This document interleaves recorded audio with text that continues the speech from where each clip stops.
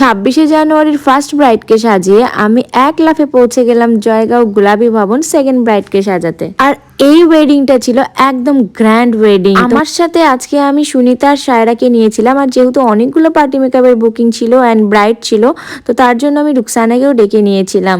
আর এই যে দেখো পুরো ওপেন প্যান্ডেল, কতটা সুন্দর লাগছে। আর এটা না রাত্রে তোমাদের সাথে শেয়ার করব যখন আমি যাব, মানে দুর্দান্ত লাগছিল দেখতে। আর এই যে রুকসানা, আর সকাল থেকে যেহেতু কিছু খাইনি তাই রুকসানাকে বলেছিলাম যে আমাদের জন্য মোমো নিয়ে আসিস, তো মোমো নিয়ে চলে এসছে। আর জানো তো সত্যি কথা বলতে এই ব্রাইডকে সাজাতে গিয়ে প্রায় 2 ঘন্টা ওয়েট করেছি। আর কি বলবো, ওদেরও দোষ নেই, ওরা আজকেই বিহার থেকে এসছে, তাই জন্য এই গন্ডগোলটা। কারণ কি ওদের ছেকা করতে অনেকটা টাইম লাগে, প্রায় 1.5-2 ঘন্টা টাইম লাগে। তাই আমি বোরিং হয়ে পুরো গুলাবী ভবনটা ঘুরে নিচ্ছিলাম যে দেখি কতটা বড়। এটা নাকি জয়গার সবচেয়ে বড় ভবন।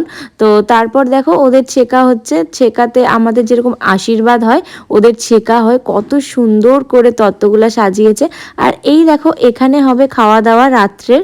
সত্যি কথা বলতে কি অনেকটাই ওয়েট করিয়েছিল আমাদেরকে। তো যাই হোক, ফাইনালি ছেকা দেখে আমি এবার ওদেরকে রিকোয়েস্ট করলাম যে প্লিজ তোমরা পার্টি মেকআপের জন্য বসে পড়ো। তো তারপর একে একে পার্টি মেকআপের জন্য বসে পড়লো। তোমরা বিশ্বাস করবে না, আমি বাড়িতে প্রায় 11টার সময় ঢুকেছি। আর এই যে আমাদের মিষ্টি ব্রাইড সন্ধ্যা, আমরা সব একে একে পার্টি মেকআপগুলো ডান করে নিলাম। এবার ডান করে আমরা ব্রাইডকেও সাজিয়ে দিয়েছি। অ্যাকচুয়ালি ফটো ভিডিও করার আর কোনো ধরনের এনার্জি ছিল না আমাদের।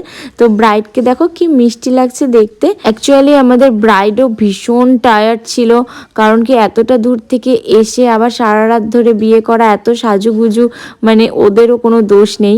তো যাই হোক, তোমরা অবশ্যই জানাবে কিন্তু আমার এই ছোট্ট মিষ্টি ব্রাইডকে কেমন লাগছে দেখতে। আর ব্রাইডকে না আমি তাড়াতাড়ি ছেড়ে দিয়েছিলাম, 6টার সময় বসিয়েছি, 7:30টার মধ্যে আমি ওকে ডান করে দিয়েছি। কারণ একজনের পর একজন পার্টি মেকআপ চলেই আসছিল।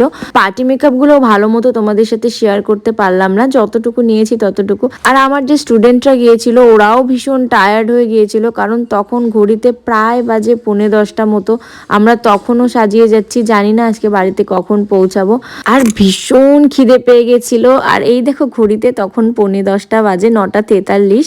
তো তারপরে হচ্ছে আমরা ডিসাইড করলাম যে এখান থেকে খাওয়া দাওয়া করেই যাব।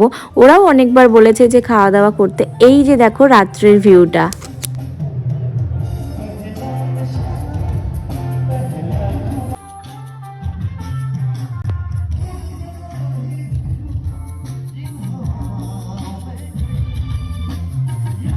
এবার ওখান থেকে ঘুরে আমরা লাইন দিয়ে দিলাম বুফের জন্য।